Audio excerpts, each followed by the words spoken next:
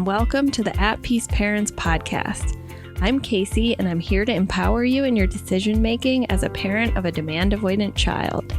My goal is to share insights that will generate aha moments and support your connection with your child. I'm a mom of two amazing little boys, one of whom is PDA, and I've worked with hundreds of parents just like you to teach them how to lead their child out of burnout and find the clarity, peace, and sense of community they need.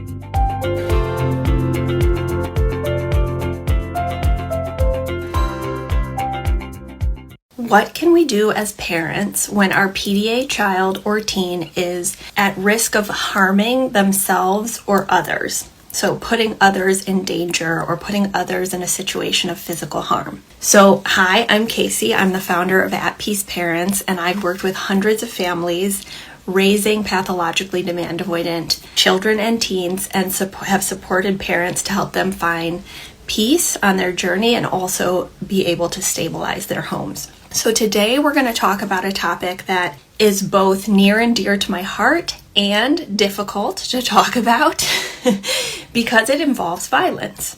So just panning out, I want to talk a little bit about why this matters to me. So not only have I experienced this as a mom who's raising a PDA child who's now 9.5 and no longer violent, it also relates to a core value of mine and my business, which is nonviolence. And actually the vision of At Peace Parents, stated vision, is to reduce violence on a societal, individual, and household level. So violence towards self, violence towards other, and intergenerational trauma and structural violence.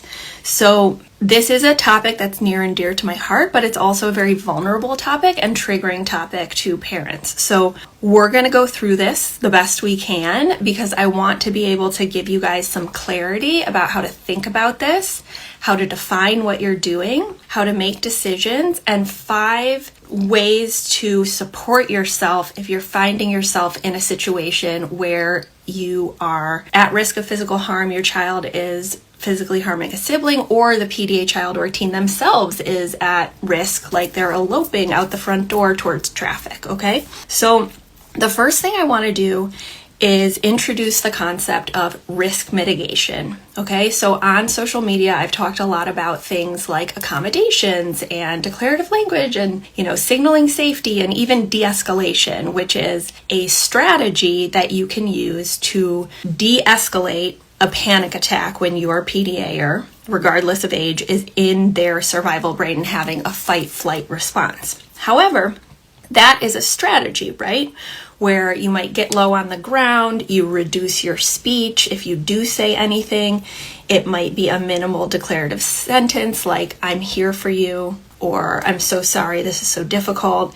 And you're mindfully signaling safety non-verbally, mammal to mammal, with your body, with your tone, and with your facial expression, right?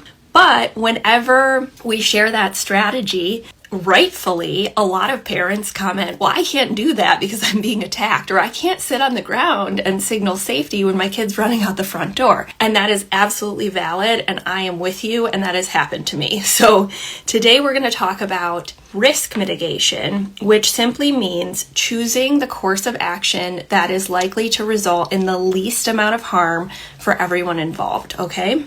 And this might be when a sibling's involved. It might be when the level of fight-flight is so much that you're constantly being attacked. It might be when your PDAer has taken an object and you're afraid they're going to harm someone or themselves with that heavy object, for example. Okay, so when we find ourselves in this situation, when we find ourselves thinking, well, I can't really use these strategies because I'm in fight or flight, I'm in total survival, we want to start thinking about switching from strategies or tactics and moving towards decisions as parents, okay? And that's a mindset shift because we all want there to be a solution or a fix in these moments. And I will tell you right now, I don't have a magical solution to this because there isn't one. And that is what I'm going to talk about with you. But before we begin with the 5 things that we can focus on and find agency in to support our children, I want to just tell you a story to illustrate how I started thinking about this 4 years ago. Okay, so 4 years ago, we had just moved from Washington, D.C., where I used to work full-time in a research organization. I had left my job in order to figure out what was going on with my son and to provide one-on-one undivided attention and caregiving and de-escalation, all the things that he needed, even though I didn't fully understand his neurotype at the time. So we had moved to Michigan, which is my home state and where we are now. And at the time, our finances were pretty tight. We had switched from 2 full-time parents working to 1. We moved to a small town to be near family, but the pandemic hit and I was the primary and at times only caregiver. And I found myself with the constraint of a 1.5-year-old and my 5.5-year-old externalized PDA child who was quite violent. And I didn't have another child care support. I didn't have my husband available. I didn't have in-home support because it was during the pandemic and we were isolating. And I remember a moment when I was in the living room. Actually, I just had 2 moments that I'm thinking of around the same age where both my 1.5-year-old, William, he was screaming and climbing up the stairs because there had been an altercation, and my 5.5-year-old PDA-er, Cooper, ran out the front door without clothes or shoes or socks. And there was this moment where I had to engage in risk mitigation, which means I'm having to decide the course of action that is least likely to result in harm for William, myself, and Cooper, okay? This is a harrowing moment when we find ourselves in this situation as moms, dads, parents, caregivers, because no option is a good option. It's not a good option for me to run out the front door and leave my 1.5-year-old halfway up the stairs screaming and with no one else there. Okay, it's also not a good option for me to run up the stairs and comfort my 1.5-year-old when my 5.5-year-old is in full-on flight mode without shoes and socks, running God knows where in the neighborhood that I live in, okay? And so that's an example of a moment where there's not a strategy, there's only a decision, okay? And so the decision is a harrowing decision, and in that moment, I decided to quickly get my 1.5-year-old down the stairs without spending time comforting him, run out the front door, and try to locate and bring back my 5.5-year-old, okay? And of course, once I did that, I had to pick him up and move him back to the home, which is a violation, or, I'm restraining him in a sense. I'm moving his body without his consent. And what we know about the neurotype and how the brain works of pathologically demand avoidant children and teens is that any perceived or neurocepted loss of autonomy, or me being above him, which I certainly am if I'm picking up his body and moving it, is going to activate him even more. It's going to push him further down into that survival brain, okay? So when we are moving into risk mitigation, we're making decisions that will look and feel like a very intense rock and a hard place, and it will feel like there are no good options because there really aren't, okay? There really isn't an option C, but most of us, myself included, get stuck looking for that option C, which is the search for the strategy that's going to fix it. Let me give you an example. You have a PDA child or teen who's physically harming a sibling, okay? So you do the analysis as a parent and you decide, I need to set a boundary. And you might remove the younger child and yourself from that room, but in doing so, the PDA-er perceives that something was taken away from them or that there's a consequence, and it's going to drive them deeper into that survival part of the brain, which is perceiving threat, and it can escalate the violence, right? The decision itself, there's a cost to it, which escalates the violence because there's more threat perceived. However, if you don't remove the sibling or put yourself physically between them, then the sibling gets harmed. What we need to understand is because of the unique neuroception and neurobiology of these children with a nervous system disability, those are the only 2 choices, okay? There isn't an option C. And most of the time, parents are looking for, how can I do this? How can I set a boundary so that there's no more activation? But that is the nature in this moment of where they are in their survival brain of threat, okay? Another example, and this I hear this a lot. I've had lots of families come through my program where this is the case, and I have so much compassion for it. And I just want to, if this is you, tell you that like I'm sending you love, and there's absolutely no judgment here. Okay, we're just like seeing this clearly with like our constraints and our choices. Okay, so let's say there's a PDA child who's 12 and maybe they were hospitalized, or maybe they just came home from school and there's a lot of cumulative nervous system activation in their system, and they're past their threshold in burnout and they're just going into fight or flight all the time, right?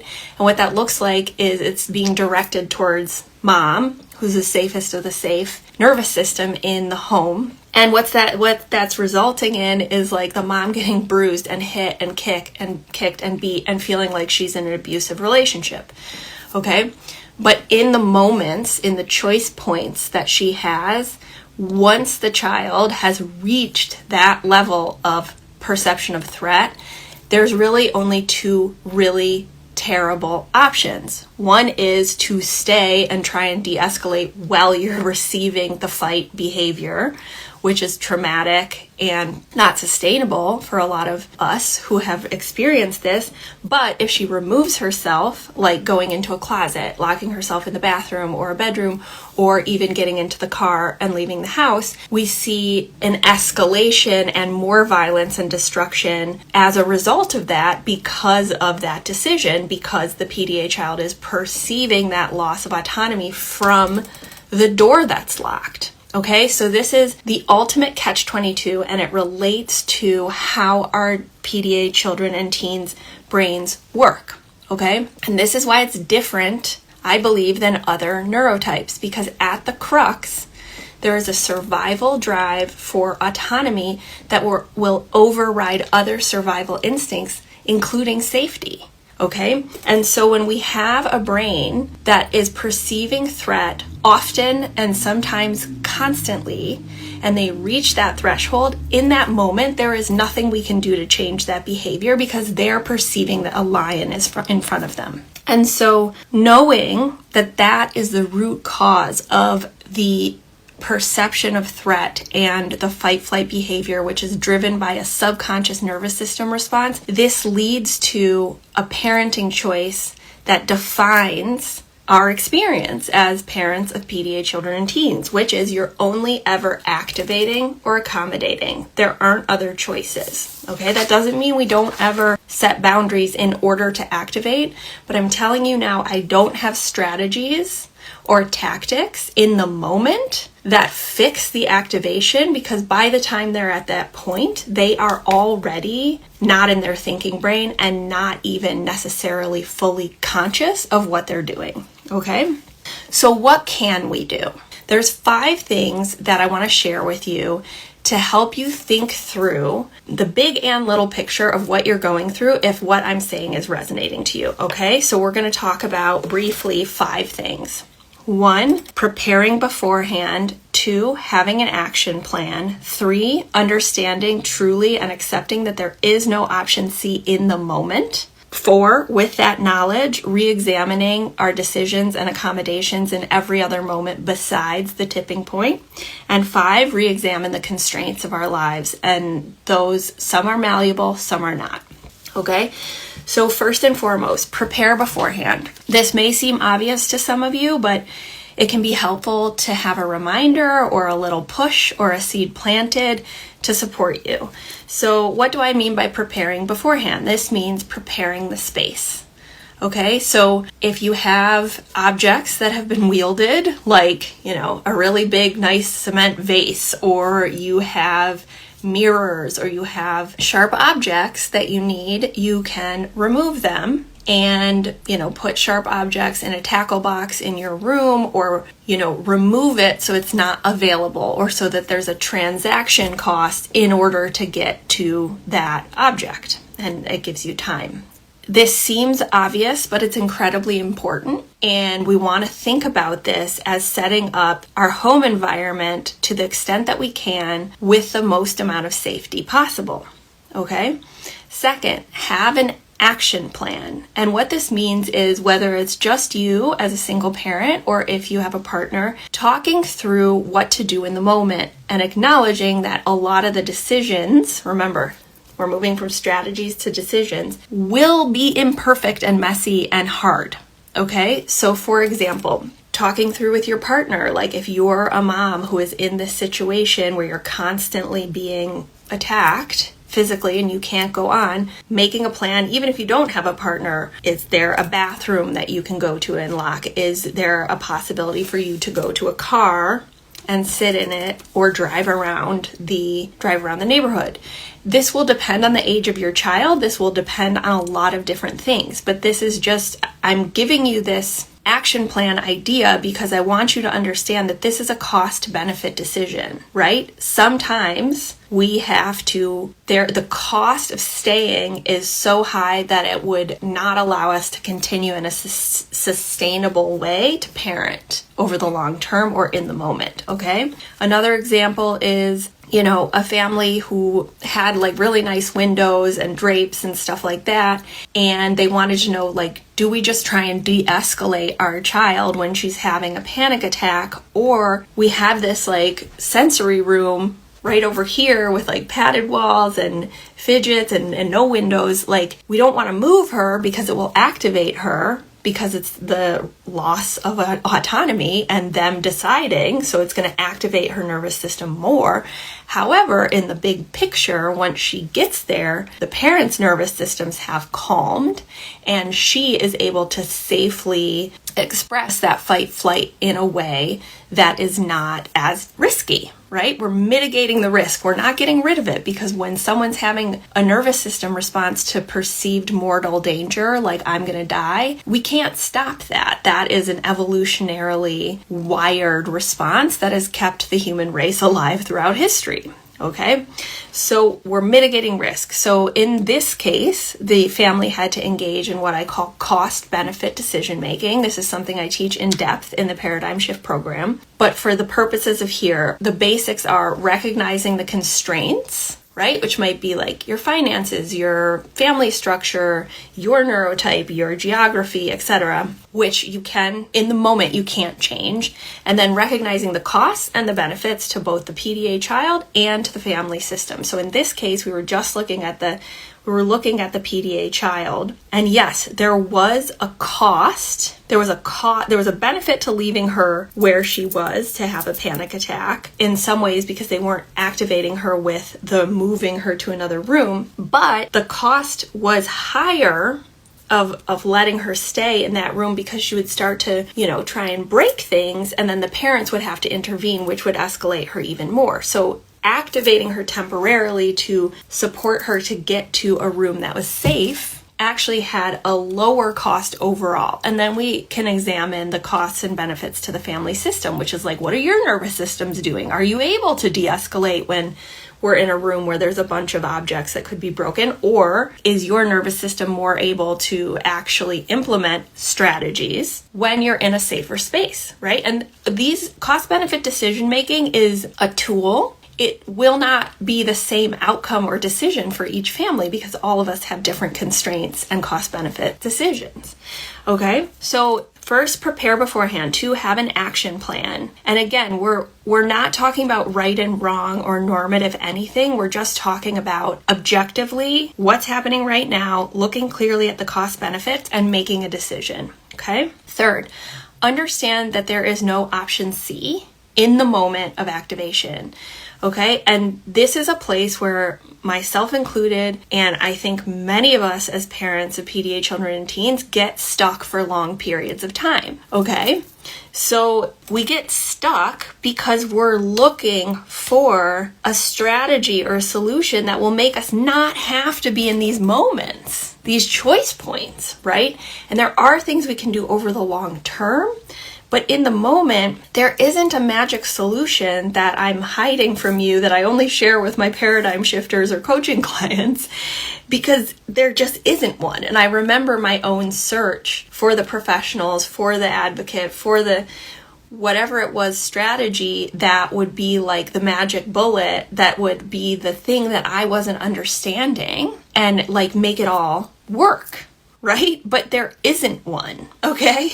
There are only decisions once we reach to this point, okay? So now we're going to talk about two other things, and this is going to be triggering, but I'm going to say it because I hope that the seed is planted and felt with love, and that it blooms for you in a place that feels creative and resourceful, okay? So number 4 is in a moment of calm, when we're not in the moment, when we're doing risk mitigation, which is decisions, we want to re-examine a lot of our decisions that seem to have nothing to do with the moment of the tipping point. Okay, so this has to do with how we're conditioned or taught to view behavior, which is like, what happened right before that? Like, I said the wrong thing and then they just flew off the handle, or, I asked them to clean up their shoes, or, pick up the Twix wrapper they put on the floor and they just lost it. And we're like, okay, I won't ask them to pick up the Twix wrapper in this moment, right? And we're trying to think about the causality like that. But often, I would say most of the time for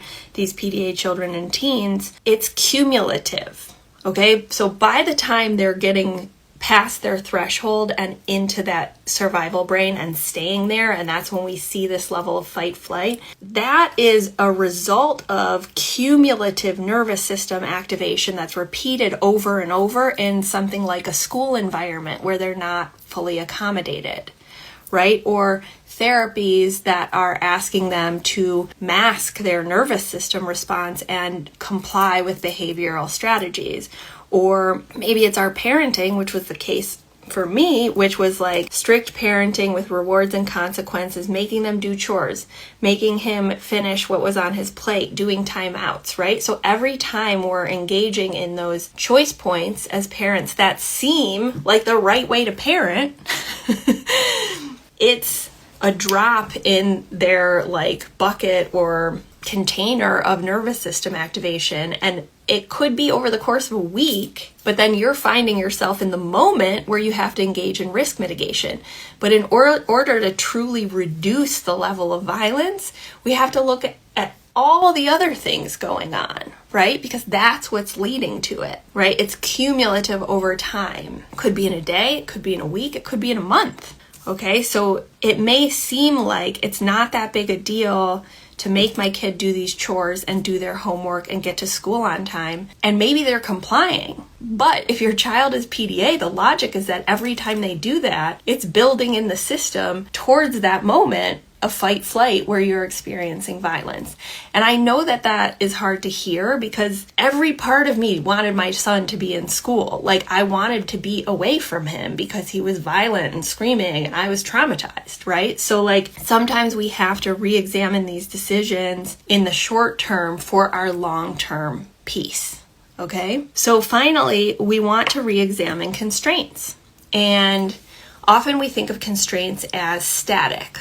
And some are, right? Like some are static. For example, if you've experienced childhood trauma and you're having a trauma response to these moments, like you can't change that in the short term. Or your finances, right? You're not going to just like in a week be able to have a bunch more money to like hire a caregiver, our geographic location, living arrangements. But these are things that we want to re-examine in the big picture if this is a constant and unchanging situation or scenario that you find yourself in, right? So let me give you an example with our own logic of moving, which included financial decisions, but also moving to a small town where there's not that much traffic and not that many people, because the risk to my son when he would elope is so much lower in an environment where we're not in downtown Washington, D.C., right? Where we're not on a metro platform. Here, when he would elope, we'd have neighbors text us and be like, hey, I saw Cooper, like, is everything okay? Versus living in a city, right? And that's just one factor, but this is like sometimes we have to re-examine the constraints honestly for this season of our lives. And all of this requires radical acceptance of like, this is a nervous system disability and not the place where many of us find us on the journey, which is like, I'm going to find a strategy to make this go away. And then, I've had families come through our program who had to experiment with different living arrangements temporarily. If the level of violence and the sibling was too at risk, then they had to experiment with splitting the children, whether it's spending time at a grandparent's house, And of course, I understand, again, constraints, like there are finances involved, whether or not you have family, but the point is, regardless of your finances, you are a resourceful person, you are intelligent and creative, and the invitation is to re-examine the constraints, whatever that means for you. So I'm just going to review real quick what we talked about. We talked about risk mitigation and reframing the moments of violence or when someone's at risk, whether it's a sibling, you, the PDA child, teen themselves, as choosing the course of action that is least likely to result in harm. We're mitigating the risk. There is no way in the moment of someone having a survival drive for autonomy nervous system activation to completely eliminate the risk, because once they've reached that point, it's a survival response, okay? And like if you get held up at a dark alley or in a car crash or chased by a lion, your body is going to respond without your conscious awareness. Okay? And no one can stop that. Like, think of the mom whose kid is trapped under a car. They have all this strength to pick it up. We're moving from seeking a strategy or a fix that doesn't exist to decisions. Okay? And then we have 5 things we can do right now to move the needle for our family in the direction we want it to go. We can prepare beforehand. We can have an action plan without guilt. We can understand that there's no option C in the moment. We can re-examine our decisions around accommodations and interactions with our child in moments that don't have to do with the tipping point. And we can re-examine our structural constraints in our life, including but not limited to finances, geographic location, living arrangements, etc. Okay, so that is my presentation on risk mitigation. Thanks everyone for being here with me at the At Peace Parents podcast. This is your source for all things related to understanding, supporting, accommodating, and advocating for your PDA child. To go deeper on any of these topics, check out my course offerings and masterclasses at the website www.atpeaceparents.com. To completely transform the way you think about and relate to your child and to bring peace and stability to your home, join us for the next cohort of the Paradigm Shift program.